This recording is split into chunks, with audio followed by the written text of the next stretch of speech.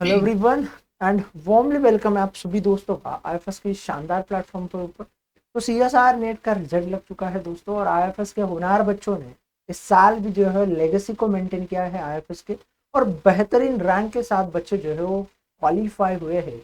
उसके साथ साथ उनकी डेडिकेशन, हार्ड वर्क, पेशेंस और ये सारी बातें रही है। बच्चों जो है वो हमेशा मेहनत करते रहते हैं, शायद कभी कभार पहले अटेम्प्ट में ना ही आए मेहनत को रंग, बट बाद वाले अटेम्प्ट्स में जो है वो मेहनत रंग लाती है और बच्चे जो है वो रैंक को क्वालिफाई करते हैं।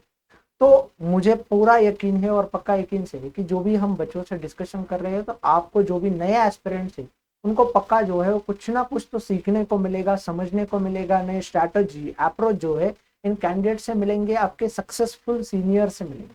तो ऐसे ही एक कैंडिडेट से जो है आज हम बात करेंगे, जानेंगे उनकी जर्नी क्या रही सीएसआई नेट की, उसी के साथ साथ क्या अप एंड डाउन आए और ओवरऑल क्या उनको देखने को मिला, ओवरऑल क्या एक्सपीरियंस रहा उनका इस जर्नी का।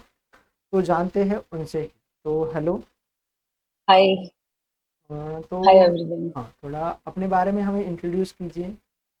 So my name is Shalinsha Rohila. I am from Haryana. I have done my masters from Maharishi Dayanand University Rohtak.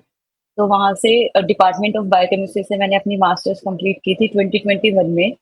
Letter on I just went for a exam like first time मैंने appear करा वहाँ पे। That time मेरा clear नहीं हुआ था। मैंने IFS से कोचिंग ली थी ऑनलाइन, जो बैचेस शुरू होते हैं आईएफएस के। But later on I just got a call from a edtech company, तो मैंने वहाँ पे 2.5 years काम किया as a SME position. But later on वो अंदर ही अंदर रहता है कि आपको रिसर्च में जाना है, आपको जेआरएफ करना है, बिकॉज आपने मास्टर्स ही उस प्लान से किया था कि जेआरएफ क्लियर करना है और something. So I just dropped the job, like I just want second chance for my JRF thing. तो अभी मैंने लास्ट टाइम खुद से प्रिपेयर किया, बिकॉज मेरे पास नोट्स वगैरह सब आईएफएस के पहले से ही अवेलेबल थे। मेरे पास उनका स्टडी मटेरियल भी था और मैंने खुद से भी नोट्स प्रिपेयर किए थे। तो मैंने खुद से ही सेल्फ स्टडी करी and right now like I have cleared my JRF with a good rank I thought. ये तो रैंक क्या रही आपकी? मेरी 176 रैंक आई है, ओके। तो जेआरएफ बहुत क्वालिफाइड। बेहतरीन रैंक के साथ आपने इस एग्जाम्स को क्वालिफाई किया है, तो फर्स्टली आपको कॉन्ग्रेचुलेशन फ्रॉम माय एंड, और थैंक यू उसी के सो साथ मच। साथ पूरे आईएफएस फैमिली की तरफ से आपको बहुत सारी थैंक यू। शुभकामनाएं। Thank you. तो मुझे बताओ थोड़ा आपकी एजुकेशनल जर्नी, आपकी प्रिपरेशन जर्नी क्या रही है। जैसे आपने बीच में बोला कि आपने कुछ काम भी किया, जॉब भी किया, हाँ। तो एक थोड़ा तो ओवरऑल जर्नी हमें बताओ। तो एक्चुअली मेरी जो मास्टर्स हुई थी वो लॉकडाउन के टाइम पे हुई थी। तो एज इन मेरे को इतना एक्सपोजर नहीं मिला था। मेरा डिपार्टमेंट काफी अच्छा था, बट एक्सपोजर नहीं मिल पाया था। तो मैंने उस टाइम पे कोचिंग भी लिया था, बट आई थिंक डेडिकेशन उतना नहीं था या कुछ भी। तो उस टाइम पे नहीं हुआ। फिर मैंने 2.5 years एसएमई की तरह काम किया बायोलॉजी के लिए। तो वहां पे हम लोग आर्टिकल्स वगैरह क्रिएट करते थे, बट वो कहीं ना कहीं अंदर से था कि ना सेचुरेशन आ गया है, I am not growing as in education term और समथिंग। तो फिर मैंने वही घर वालों से बात किया कि नहीं, I don't think it's working और समथिंग। तो they are very supportive also. तो they were like you you have a chance, you should go for it. तो फिर उसके बाद मैंने घर से ना लेके मैं बाहर ही रही, क्योंकि घर में मेरे को ज्यादा डिस्ट्रैक्शन फील होती है। तो मैंने बाहर से अपना सेल्फ स्टडी किया। तो उसके बाद like I think 6 to 7 hours मेरा डेली का होता ही था, जो कि मैं स्टडी में देती ही थी। बट ऐसा भी नहीं है कि बहुत स्टूडियस थी और पूरा टाइम लाइब्रेरी ही रहती थी। मैंने अपनी लाइफ भी इंजॉय किया, बट साथ के साथ पढ़ती भी रहती थी। सो उसी इजीली गोइंग जर्नी रही है मेरी एग्जाम के लिए। तो क्योंकि पहले भी पढ़ा हुआ था, और आई थिंक मेरी मास्टर्स की जो करिकुलम था वो ऑलमोस्ट जेआरएफ का ही सेम पैटर्न है। तो वो इजी हो गया मेरे लिए, प्लस पॉइंट रहा एक। यही आपका प्लस पॉइंट रहा इस एग्जाम्स के लिए। या तो फिर मुझे ये बताओ कि जब आपने स्टार्ट किया था, जैसे कि पहले आपने प्रिपरेशन किया, आपने कोचिंग ली, फिर आपने ढाई ढाई साल काम किया, फिर आपने प्रिपरेशंस के ऊपर आए। अब होता ये है कि जब एग्जाम्स मतलब जैसे बढ़ रहा है, तो थोड़ा एग्जाम के पैटर्न में हमें क्वेश्चंस के पूछने में हाँ। वेरिएशंस देखने को मिलता है। तो मेरे उससे पास आपने कैसे डील की? तो एक्चुअली ना मैंने अभी आईएफएस की एक बार लास्ट टू लास्ट ईयर एक बुक मंगाई थी, आप लास्ट 20 years के क्वेश्चन बैंक जो है। तो मैंने वो पिक किया था। अदर देन दैट मैंने सारे ही जितने भी, मतलब आई थिंक 2001 से अभी तक के जितने भी सैम्पल पेपर्स थे, जितने भी पीवाई क्यू थे, मैंने सारे ही क्वेश्चंस लगाए हैं। तो उससे आपको पता चल जाता है कि एग्ज़ाम पैटर्न किस वे में चल रहा है। और फ्रॉम 2018 जितने भी क्वेश्चन्स थे इवनिंग और मॉर्निंग शिफ्ट के, वो सारे मैंने एज़ अ क्वेश्चन की तरह लगाए हैं। जैसे प्रॉपर क्वेश्चन जिस तरीके से फॉर्मेट बन के आता है, इंस्टेड ऑफ कि सेग्रीगेटेड जो टॉपिक्स होते हैं, उनको छोड़ के मैंने प्रॉपर क्वेश्चन बैंक लगाया है, पीवाईक्यू का पूरा। सो उससे आपको आइडिया हो जाता है। विदिन 3 आवर्स का मैं क्लॉक सेट करती थी कि मेरे को विदिन 3 आवर्स जैसे एग्ज़ाम में हम एग्ज़ाम देते हैं, उसी तरीके से, सो दैट वो एक प्रैक्टिस हो जाए, माइंड आपका उसी तरह से फिट हो जाए कि आपको इसी तरीके से वर्क करना है जब आप प्रॉपर एग्ज़ाम में बैठने वाले हैं। तो माइंड को ट्रेन करना बहुत नीडेड है, लाइक व्हाट आई फील। जो मेरा पहले वाले टाइम में बहुत लैग रह गया था। मैंने प्रीवियस टाइम पे ज़्यादा पीवाईक्यूज़ नहीं लगाए थे, तो माइट बी वो एक प्लस पॉइंट रहा है अभी वाले एग्ज़ाम में मेरा। प्लस पॉइंट रहा है ऐसा आपको लगता है? तो इतना हाँ, वास्ट सिलेबस हमें देखने को मिलता है सीएसआईआर नेट लाइफ साइंस का, 12-13 यूनिट है, वो भी अलग अलग डोमेन की यूनिट है, हुँ। पूरा लाइफ साइंस को पढ़ना पड़ता है। तो उसके लिए आपकी प्रिपरेशन स्ट्रैटेजी क्या रही थी, थोड़ा बताइए हम। मैं जैसे मैंने बताया मैं बायोकेमिस्ट्री डिपार्टमेंट से बिलॉन्ग करती हूँ, तो मेरा प्लांट में तो बिल्कुल ही तंग रहा है शुरू से। तो मैंने 2 यूनिट्स को बिल्कुल भी टच नहीं किया था। First one is plant physiology and second one is diversity. Other than that मैंने सारी ही यूनिट्स कंप्लीट की थी। मैंने 2-3 टाइम्स उनका रिवीजन भी किया था। बट जो स्टार्टिंग की 5 यूनिट्स हैं, other than that animal physiology, ecology, evolution and techniques, इन पे मैंने ज़्यादा फोकस किया था। सो दैट कि बिकॉज़ टेक्निक्स को आप हर यूनिट के साथ रिलेट करके ही पढ़ पाते हो। एंड लेटर ऑन मैंने मतलब शॉर्ट नोट्स टाइप की विदिन 1 पेज मेरा पूरा का पूरा यूनिट कंप्लीट हो जाए। सो दैट वो एक एग्ज़ाम मैप की तरह आप अपने माइंड में फिट कर लो कि कैसे फ्लो चार्ट्स हैं, so that that is very helpful. तो आपको जितने भी आपने यूनिट्स प्रिपेयर किए थे उनमें से सबसे इजीएस्ट यूनिट कौन सी लगी? मेरे को जो सबसे ईज़ीएस्ट लगती थी वो तो एक तो जेनेटिक्स लगती थी, एक molecular biology and cell biology. Pranshu sir ने बहुत अच्छे से कराया था इमोशन बैच में, आपके पास सेल बायोलॉजी। तो मैंने इमोशन बैच से ही ला जैसे जो मेरे को लगा कि मुझे नहीं आता है, तो जो इमोशन बैचेस शुरू हुए थे, तो मैं लाइव जाके वो इमोशन बैचेस देखती थी। तो मेरे को सेल बायोलॉजी और जेनेटिक्स एंड मॉलिक्यूलर बायोलॉजी काफ़ी ज़्यादा ईज़ी लगता था, एंड डेवलपमेंट बायोलॉजी ऑल्सो। और अब आपने जैसे इजी यूनिट की बात की, अपने प्रांशु सर की तारीफ की, अब आपको सबसे हार्ड यूनिट कौन सी लगती है? मेरे को ना एनिमल फिजियोलॉजी में थोड़ा-सा मेरे को ऐसा लगता था कि और बायोकेमिस्ट्री ऑल्दो मेरा मास्टर्स बायोकेमिस्ट्री में है, बट स्टिल वो जो मोलैरिटी मोल्स वाला जो है, थर्मोडायनामिक्स जो है, वो मेरे को थोड़ा-सा हार्ड लगता है कंपैरेटिवली। बट वैसे मतलब ओवरऑल देखा जाए तो इतना हार्ड नहीं है। मतलब आपको बस ये है कि आपको कंटीन्यूअसली रिवाइज़ करना पड़ता है, आप भूल जाते हो। ये द सिलेबस बहुत वास्ट है, तो आप कहीं न कहीं गैप फ़ील करते हो। तो फिर मुझे ऐसे 3 चीज़ें या 3 मूल मंत्र बताइए कि जिससे आप एग्ज़ाम्स को क्वालीफाई किया।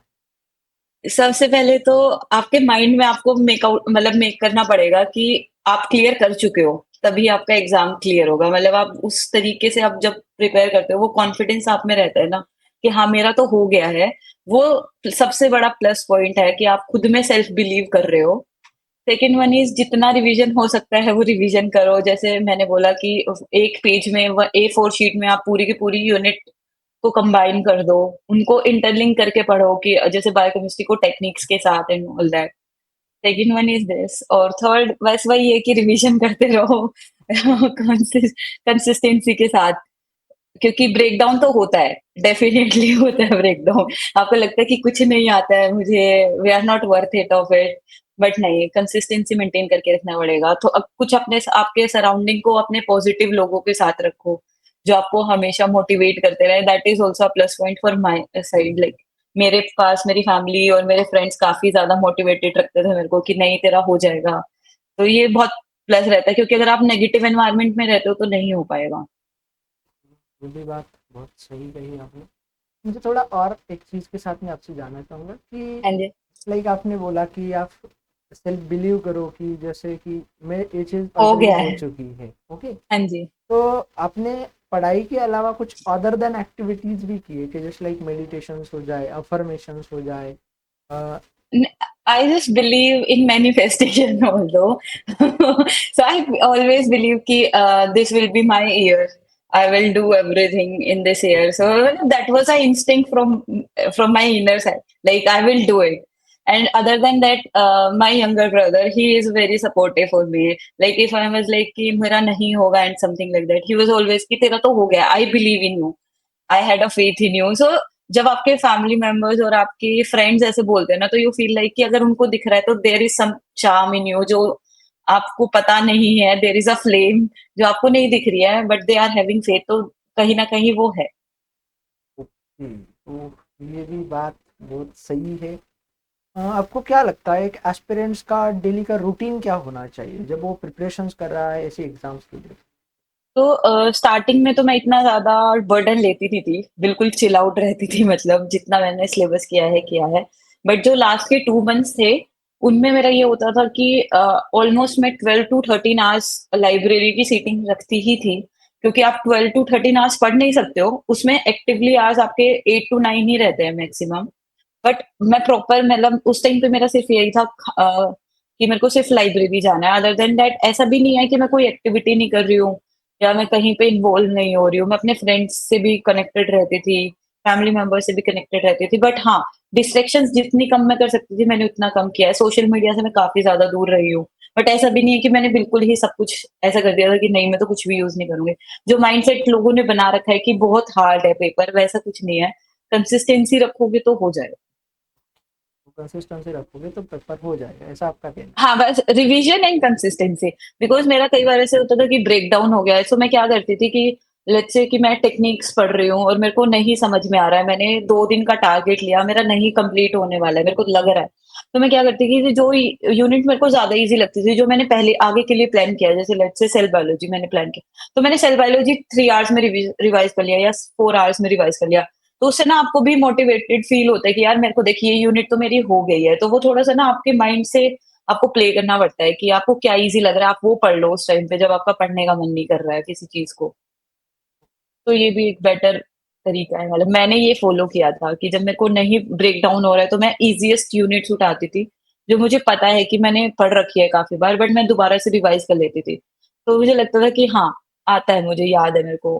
और PYQs and other than that आपकी मेरे पास 15th और 16 मॉड्यूल भी है आईएफएस का, जिसमें आप लोग प्रैक्टिस के लिए क्वेश्चन बैंक्स देते हो, और मैंने टेस्ट सीरीज़ भी ले रखी थी।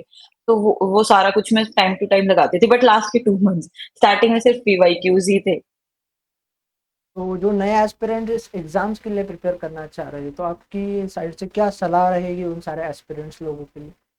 सो फर्स्ट ऑफ ऑल आपको ये देखना, मतलब जो मुझको लगता है कि आपको खुद में ही पता होता है कि आपकी यूनिट्स कौन सी स्ट्रॉन्ग है।